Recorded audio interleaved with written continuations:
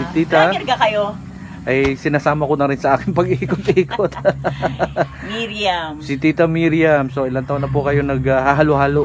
Ako po ay matagal na pong panahon. Matagol ng panahon. So ito ay barangay Bulihan, Tita, no? Bulihan, Rosario, Batangas.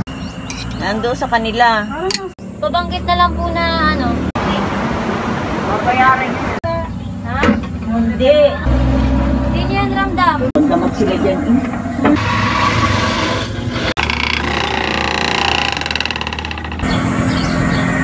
Yung kunan pag naka-ready na doon sa inyo. Hanggang ng takal-takal aring aming halo-halo. May topping siya na leche flan. Ube. Ubi. Yeah. Yan. Oh, finished product. Punong-puno ang halo-halo ni Tita. Pinipig para sumarap.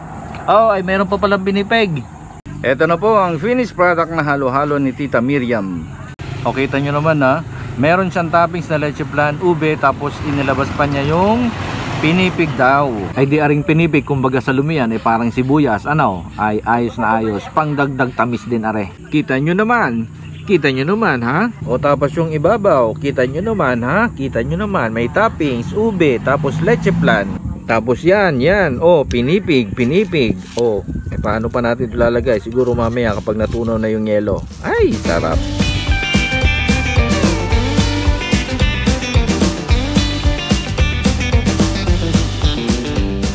O sabi ni ate, buenas daw, buenas. Ibig sabihin, unang customer tayo ngayong araw pa sa kanyang halo-halo.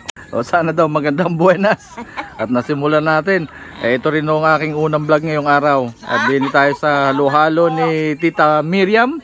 Sa Tita Miriam tayo napapunta ng pag-halo-halo.